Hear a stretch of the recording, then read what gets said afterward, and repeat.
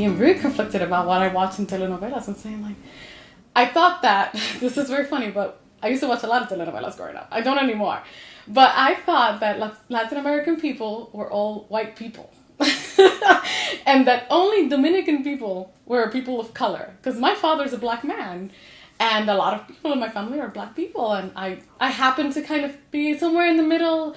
And I was a little confusing looking to many people because my father's a black man and I'm with him. And I have, a half brother who's also black. So people were always very confused about Dominican identity.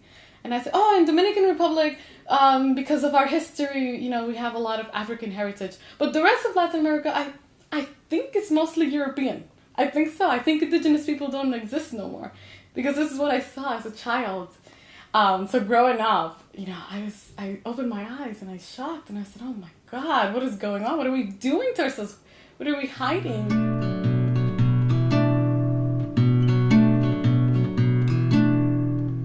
My name is Patricia Valoy. I am a civil engineer and a feminist blogger. I was born in the Dominican Republic and my family moved to New York when I was about 5 years old. And ever since I've lived here, so I feel very much an American person with a Dominican background. So that's my life, the intersection of both cultures.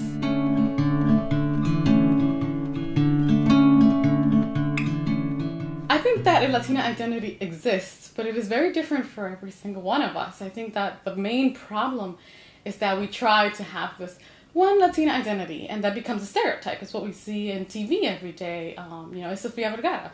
She has a very nice body, she has an accent, she's a little ditzy, and she's very hot, and we're not all like that. So when I come, for example, somebody like me, I'm an engineer, and people think that I'm not Latina-like. Oh, you're so different for a Latina. What do you mean I'm different? I'm just like any other Latina who's just happened to have an interest in engineering. And we're not used to seeing that, I think that. So it's very dangerous to say, what is Latina identity? Because then you're trying to pigeonhole these women that we have all these different identities and likes and dislikes into one category. So I myself, when people ask me, what does it mean to be Latina? I said, ask another Latina. I don't know, ask everybody. It's going to be different.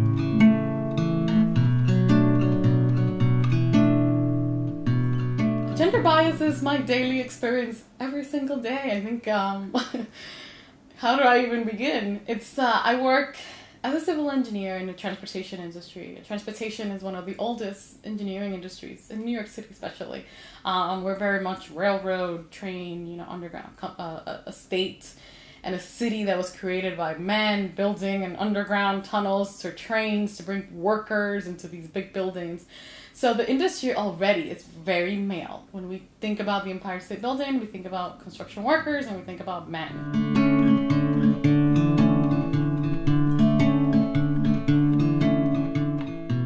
For me to be there as a Latina is just completely out of the question. I am the only woman in my department. The only woman of color, that's for sure, but definitely the only woman that is in the technical field. Been there for more than 6 years, and to this day, people confuse me with the secretary. They ask me, are you your boss secretary? I said, no. Every day, I look at them in the face, I know you for 6 years. You're still asking me that question. I was just wondering if maybe, I can leave this message. And I said, no, you cannot. You cannot. But I used to.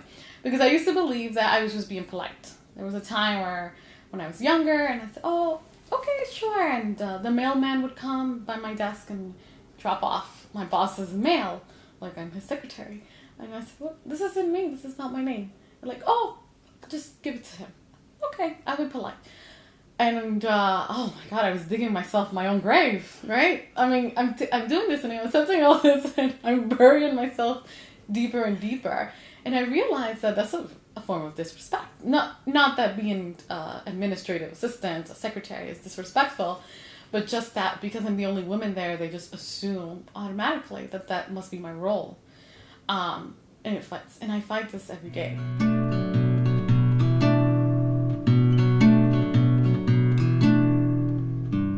Sometimes I want to quit. I'm not gonna lie. I'm not going to pretend that I'm so much better and I can handle it and it's okay. Sometimes I want to cry. Sometimes I just say, you know what? I want to leave this place. I want to go. But if I leave this place, whatever this workplace is, really know much better. It's a lot of the same situation going on in many other companies. So I have to say, you know what? I have to stay there and I have to speak up and I have to continue fighting so that 30 years later, a woman is not doing the same thing that I'm doing right now. And it very much could happen because 30 years ago, women were doing the same thing and we're still doing it. But I feel that maybe perhaps if I stay and I keep fighting that it'll help somebody in the future.